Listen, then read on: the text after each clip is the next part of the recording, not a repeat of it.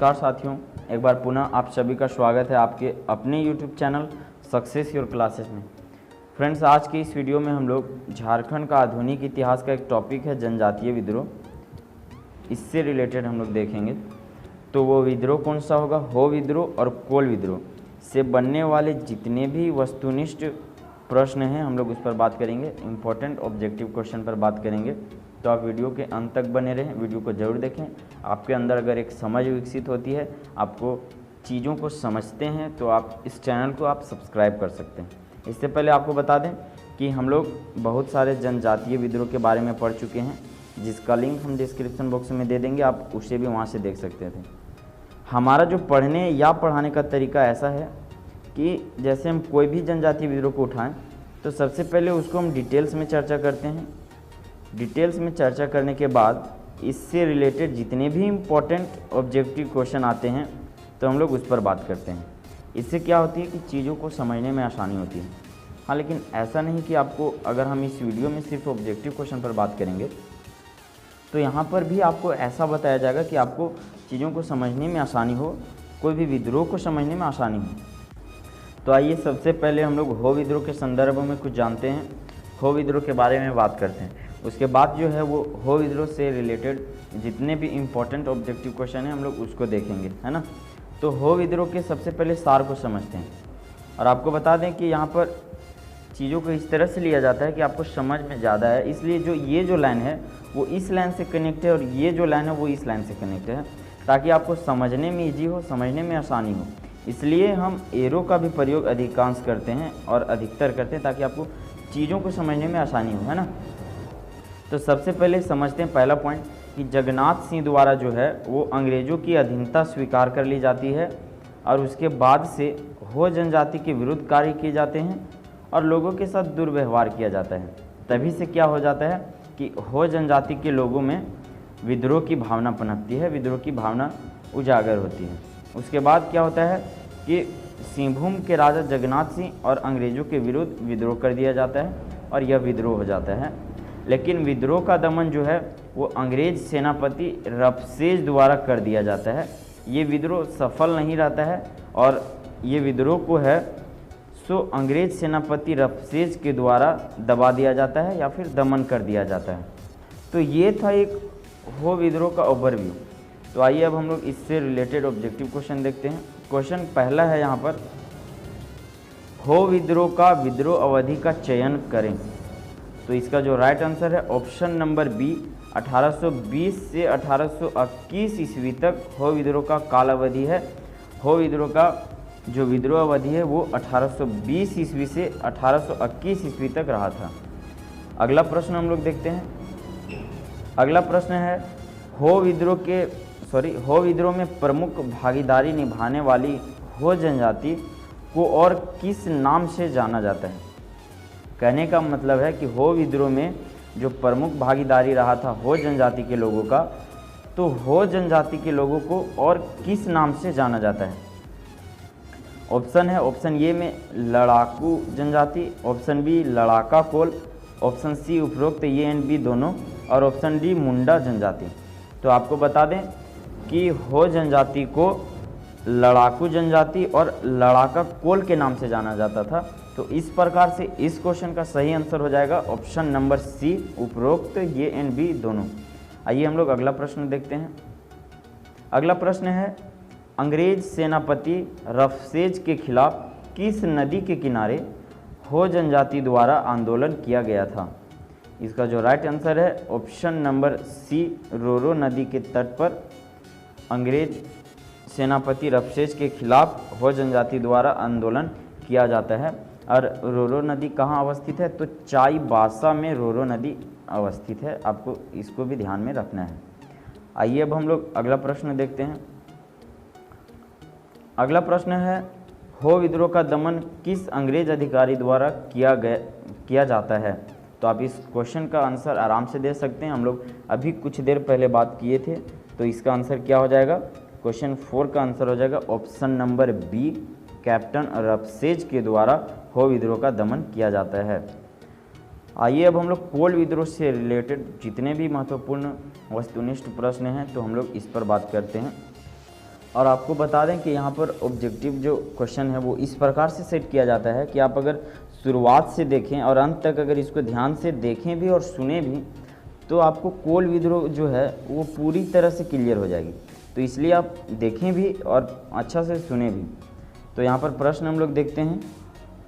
Question number 5 है कि जनजातियों का संयुक्त विद्रोह के नाम से निम्न में से कौन सा विद्रोह जाना जाता था। क्वेश्चन क्या है कि जनजातियों का संयुक्त विद्रोह के नाम से निम्न में से कौन सा विद्रोह जाना जाता है। तो आपको बता दें इसका जो राइट आंसर है ऑप्शन नंबर डी, कोल विद्रोह को जनजातियों का संयुक्त विद्रोह भी कहा जाता है। अगला प्रश्न देखते हैं। अगला प्रश्न है कोल विद्रोह की विद्रोह अवधि क्या थी। तो इसका जो सही आंसर है ऑप्शन नंबर ये 1831 से 1832 ईस्वी तक कोल विद्रोह चली थी।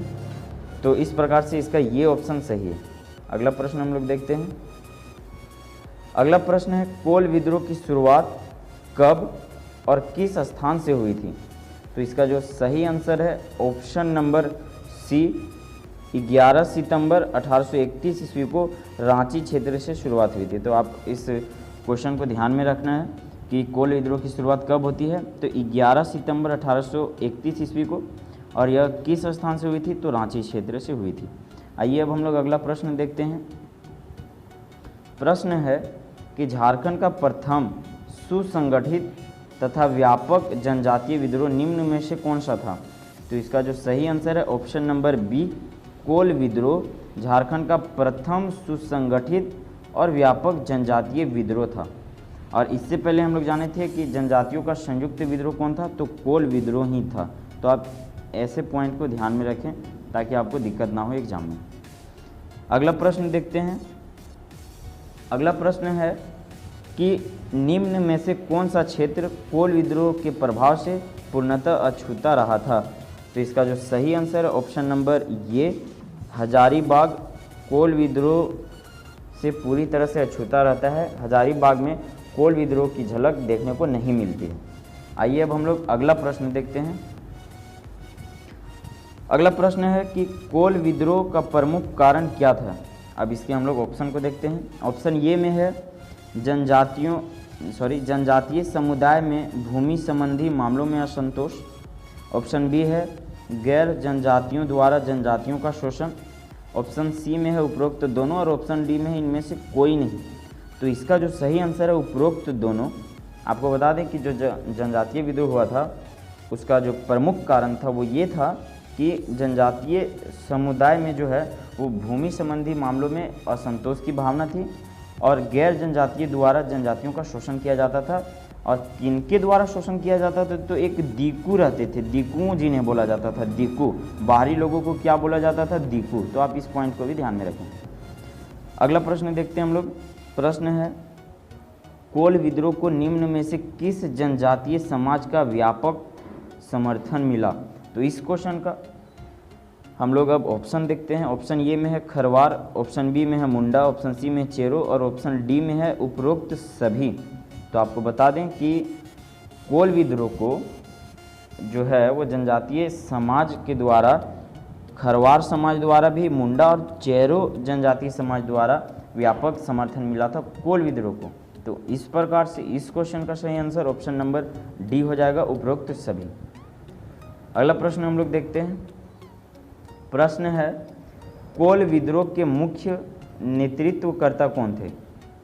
तो आपको बता दें जो कोल विद्रोह के मुख्य नेतृत्वकर्ता थे वो थे बुद्धू भगत। कौन थे, बुद्धू भगत। इसका ये ऑप्शन सही है।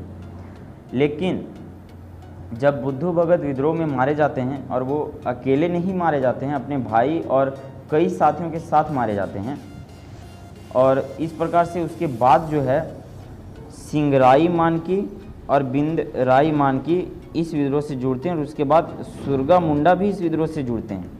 लेकिन जो इसके मुख्य नेतृत्व करता थे, या तो आप बोल सकते हैं पहले जो नेतृत्व करता थे वो थे कौन, तो बुद्धू भगत। आपको इस पॉइंट को ध्यान में रखना है।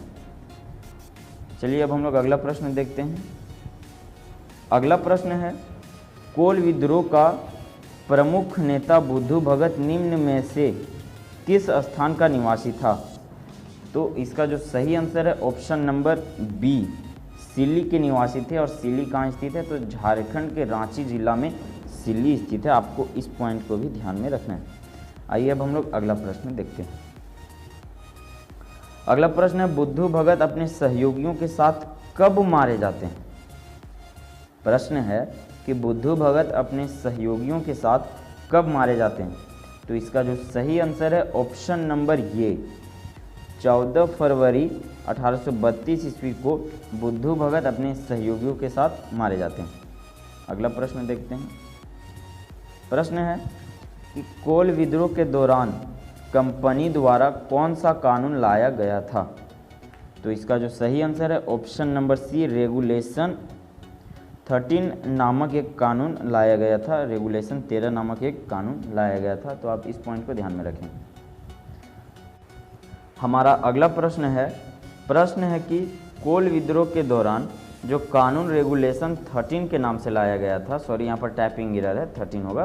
प्रश्न है कि कोल विद्रोह के दौरान जो कानून रेगुलेशन 13 के नाम से लाया गया था उसके प्रमुख कौन थे? तो इस क्वेश्चन का डी ऑप्शन सही है, कैप्टन विलिंगसन इसके प्रमुख थे। कौन से कानून का? तो जो कोल विद्रोह के दौरान लाया गया था रेगुलेशन 13 के नाम से। इस वीडियो से जाते जाते आपको कुछ ऑब्जेक्टिव क्वेश्चन बताए जाते हैं, आप ध्यान से सुनिएगा। आपको बता दें कि कोल विद्रोह के परिणाम स्वरूप एक एजेंसी का गठन किया गया था जिसका नाम था क्या? दक्षिण पश्चिम सीमा एजेंसी। क्या नाम था? दक्षिण पश्चिम सीमा एजेंसी। ओके, और इसका जो गठन है वो कब किया गया था? वर्ष 1833 ईस्वी में इस एजेंसी का गठन किया गया था, जिसके प्रथम एजेंट कौन थे? तो कैप्टन विलिंगसन ही थे। तो आप इस पॉइंट को ध्यान में रखिएगा। आप वीडियो को पुनः भी सुन सकते हैं, देख सकते हैं। तो वीडियो कैसा लगा आप हमें कमेंट करके अवश्य बताएं। और एक ख़ास बात कि आप इस वीडियो को सभी लोगों के पास शेयर करें, अपने सभी फ्रेंड्स, रिलेटिव या फिर आपके कॉन्टेक्ट में जितने भी लोग हैं, तो आप सभी लोगों के पास इस वीडियो को शेयर करें। और अगर आप इस वीडियो को अंत तक देखे हैं तो आप हमें कमेंट करके अवश्य बताएं, अपना फीडबैक अवश्य दें कि वीडियो कैसा लगा। उसके बाद और अगर आप वीडियो में कुछ और भी चाहते हैं तो आप वो भी हमें कमेंट कर सकते हैं। उसके बाद अगर आप इस चैनल पर नए हैं तो चैनल को सब्सक्राइब करना ना भूलें, चैनल को अवश्य सब्सक्राइब करें। और अगर वीडियो आपको हेल्पफुल लगा हो, वीडियो अच्छा लगा हो, तो इस वीडियो को लाइक करना ना भूलें, लाइक भी ज़रूर करें।